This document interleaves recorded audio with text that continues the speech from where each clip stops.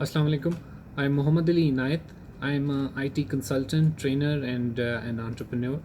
Most recently, I posted something on LinkedIn regarding not demoting the employment on the cost of promoting entrepreneurship. Now, that particular post received very good engagement, and a lot of people commented on that. And most of them are appreciating the notion of that post. But I'm also getting a lot of personal messages in my inbox, and some of them are from mentors and people who are running technology incubators in Pakistan, saying that my post is somehow uh, demotivating for entrepreneurs and businessmen, and especially the young entrepreneurs. Now, first of all, I would like to introduce myself, and I would like to articulate that how am I related to entrepreneurship. In 2011, I was working in PricewaterhouseCoopers, Pakistan, Abacus Consulting now, and I was heading a small department, getting a very good salary, and enjoying all the fruits in a very young age. But at that point of time, I decided to start my own company, Converge, which was aimed to provide IT consulting, training, and technology solutions, and so forth. So, since then, when there was no um, mobilization of startups or entrepreneurships as such, and there was not much guidance available in the market as it is today, I started my journey, and today, Alhamdulillah, Converge is a global company. We are doing projects and trainings not only in Pakistan but outside Pakistan as well. So, along with that, I also mentor in Pakistan and outside Pakistan on different technology incubators, and I'm trying to provide all of the knowledge which I have or which I have learned on some cost on business and entrepreneurship to my fellow men in Pakistan. And I'm also trying to bring the knowledge which is coming to me from other mentors and technology projects which we are doing in Converge. Uh, so I am serving on different technology incubators as mentors. I am speaking in different conferences, workshops on entrepreneurship, and I'm also giving out free of cost training to a lot of youth. I have designed and developed a comprehensive material, a program called STAR, which has recently been delivered to the students of MIT Enterprise Forum Pakistan, and it was a success. Along with that, I am also busy with Converge, delivering a wide range of services and so forth. So my relationship with entrepreneurship is very long, and Alhamdulillah, I am enjoying it as well. And I am also very happy that in Pakistan this ecosystem is being developed, and we have a lot of competent people in all of the cadres supporting this ecosystem, and I am proud to be one of the person who is supporting that. Now, having said that, I'm also noticing few things where I believe a red flag should be raised. So, along on those lines, I have created 5 points, which I think every entrepreneur, to be entrepreneur, should write on a paper and put in front of them, or at least keep these 5 points in mind whenever you are trying to run a business, whether you are a fresh grad or you are already doing a job and want to switch to business. So, without further ado, let's start. The first thing. The first thing is that always take a calculated risk. Now, if you go to social media or internet, you will find a lot of material advocating that an entrepreneur is someone who takes risks, who is ready to dive into the ocean, who has wings and he can fly, and so on and so forth. But believe me, the true businessman always takes calculated risks. I'm not saying they don't take risks, they do take risks, but they always take calculated risks. By calculated risk, I mean that they always research that where exactly are they trying to go. The company which they are trying to start, who are their competitors? How would they sell it?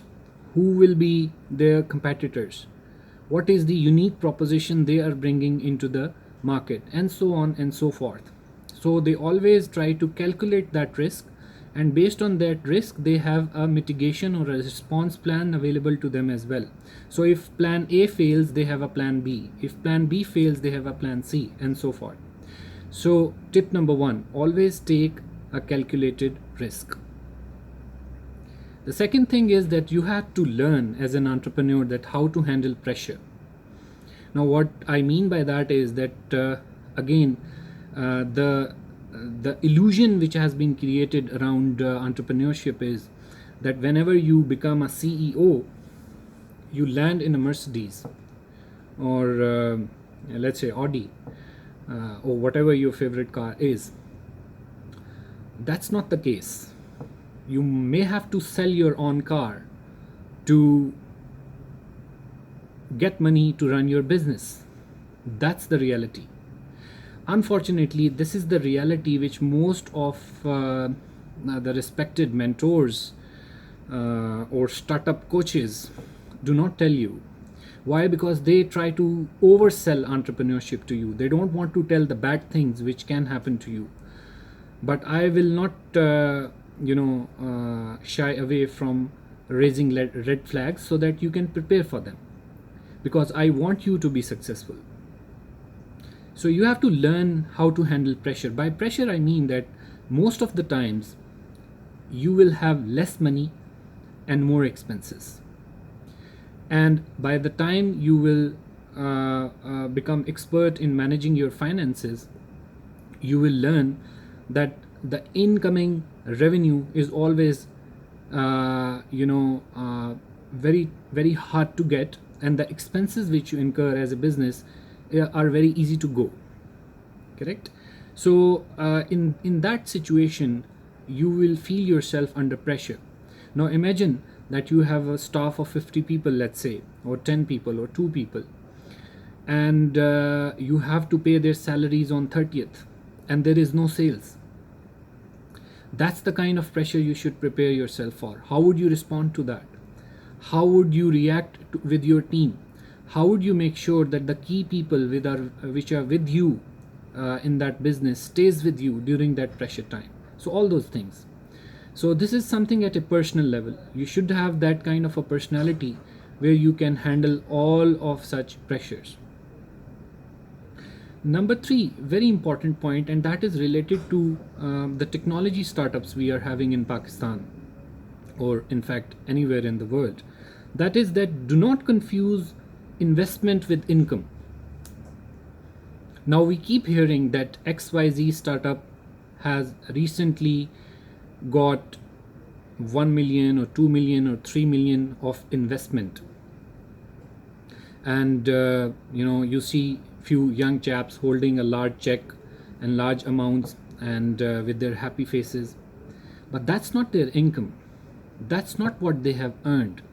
That's something which someone who has money or deep pockets has invested in their business to get some equity, which is like a share in business. So what these guys have to do is that invest that particular amount of money in their business, try to make it run, and then earn some profits, and then out of those profits they have to give certain percentage, which is the equity, to the investor. And that's a big responsibility. That's a big responsibility. Why? Because you are playing with someone else's money, and then on top of that you are legally bound to make sure that the investment is very well paid off. Otherwise, not only you will lose your business, you can lose someone else's money, which can cost you more money. So the money which is coming in different technology startups as an investment is not the income. Income has to be generated by the business by delivering the products and services that particular startup is offering. And the fourth point is very interesting, and I always talk about that entrepreneurship is not only about app development.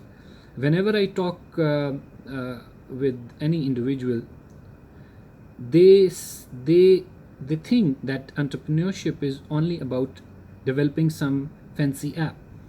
It's not the case. Interestingly, in my area, there is a young guy uh, who makes very nice grilled burgers. He has made some specific recipe and he sells them at a cost of, let's say, 200 rupees per burger. For me, he is also an entrepreneur. Now, the guy is not fancy. He has a small motorcycle to come to his shop. He cannot speak English. He does not wear three quarters and goes to Gloria Jeans for having discussions with his fellow entrepreneurs. You see? But he is still earning money. He's running a business. So for me, he's an entrepreneur. So when you think of running a business, don't confine yourself only to app development or any technology startup. Entrepreneurship is simply running any activity on a cost which can earn you some profits. That's business. It can be any traditional thing as well, and it can, of course, be related to technology. The fifth and very important point is that always take advice from the right people. I leave that to you, that who you decide to take advice from, but I would suggest that start from your own family. Now, this sounds a little weird because we always think that we don't have wise people in our close families who can suggest how to run our businesses, and especially small businesses, but that's incorrect. You will find a lot of advice right in your home. And the best part about that advice is that they know that what kind of personality you have, what kind of constraints you will face, what kind of pockets you have, what are your interests, and in what areas can you progress well. So start taking business advice right from your home. Then you move to the outer social circle and look for the people who are already successful in the business sector in which you want to pursue your business. Take advice from them. So they are the best people to advise you in the right direction. Don't take advice from the people who have never done a business in their life. Having respect for someone and taking advice just based on that you respect someone too much are two different things. So for example, one student was telling me that he has a university professor whom he respects a lot, which is fine. And he's taking advice on starting a technology startup from that guy who have no idea about business, because all his life what he has done is deliver lectures, which is in itself a very respectful profession. I by myself am a trainer, and I have a lot of respect for all teachers and professors who are doing a noble job, but they are not fit for that job. So having respect for someone is something else, and then taking advice from the right people is something else. So always take advice from the right people. Now, in the end, I would like to thank you all for listening me patiently. And the reason I recorded this video in English is that I have a lot of audience listening me from outside Pakistan as well, and I want to communicate to them as well. So if you need any help on running your business, I can be reached through my Facebook page. You can write me an email at ali@converge.com. You can post your comments down, and do subscribe to my channel, and I'll keep posting such videos which may be helpful for you. Thank you very much. Assalamu alaikum.